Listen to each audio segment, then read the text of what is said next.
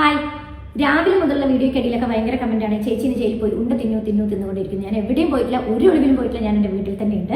പിന്നെ ഇത് negative comment ഇടുന്ന ആളുകളോട് അയ്യോ അതങ്ങനെ ചെയ്യരുതെന്ന് പറയാൻ വേണ്ടിയിട്ടുള്ള അപേക്ഷയൊന്നുമില്ല. അതൊക്കെ നിങ്ങളുടെ ഇഷ്ടമാണ്. പക്ഷേ എന്നെ വിശ്വസിക്കുന്ന, എന്നെ സ്നേഹിക്കുന്ന കുറച്ച് പേരോട് എനിക്കൊരു വാക്ക് പറയാനുള്ളത് എന്താണെന്ന് വെച്ചിട്ടുണ്ടെങ്കിൽ, ഞാൻ കഴിഞ്ഞ ഒക്ടോബർ 26 ഞാൻ എൻ്റെ ചാനലിൽ ഒരു വീഡിയോ ഇട്ടിട്ടുണ്ടായിരുന്നു. അത് ഞാൻ പിൻ ചെയ്തിരുന്നുണ്ട്. എല്ലാവരും അന്ന സുൽഫത്തിൽ ആ വീഡിയോ പോയി കാണുക.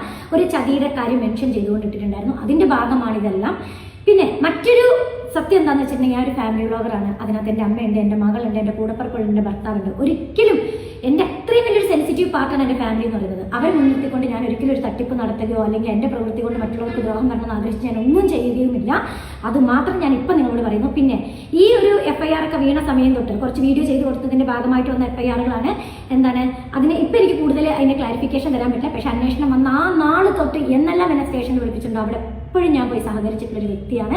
പക്ഷെ വളരെ അവിചാരിതമായിട്ടാണ് ഒരു കാര്യത്തിലും പെടാത്ത എൻ്റെ ഹസ്ബൻഡിനെ ഇന്നലെ പോലീസ് കൊണ്ടുപോകുന്നതും പിന്നെ കസ്റ്റഡിയിൽ എടുക്കുന്നതും എല്ലാം.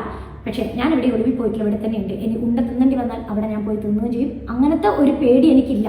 കാരണം എന്താ ഞാൻ പറയാ, നമുക്ക് തെറ്റ് ചെയ്യാത്തവർക്ക് ഓവർ കോൺഫിഡൻസ് ഉണ്ടാവും. ഈ ഓവർ കോൺഫിഡൻസ് ആണ് ഇന്ന് എൻ്റെ ഹസ്ബൻഡ് അങ്ങനെ ആവാനുള്ള കാരണം. നമ്മുടെ ഓവർ കോൺഫിഡൻസ് ആണ്. ഞങ്ങൾ തെറ്റ് ചെയ്തിട്ടില്ല, പിന്നെ നമുക്കൊന്നും വരില്ല എന്നുള്ളൊരു വിശ്വാസം.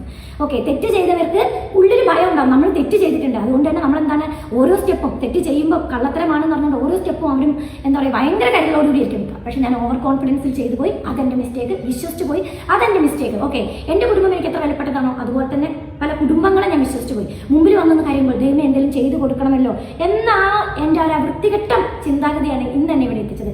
എന്തായാലും എന്നെ വിശ്വസിക്കുന്നവരോട് എനിക്ക് ഒന്നേ പറയാനുള്ളൂ, നിങ്ങൾ കാത്തിരിക്കണം. ഈ കമന്റുകളും കാര്യങ്ങളൊക്കെ വന്നോട്ടെ, വാർത്തകൾ വന്നോട്ടെ, ഒരു കുഴപ്പമില്ല. പക്ഷെ നിങ്ങൾ കാത്തിരിക്കണം ഇതിൻ്റെ ഒരു പാർട്ട് അറിയാൻ വേണ്ടി. Thank you so much.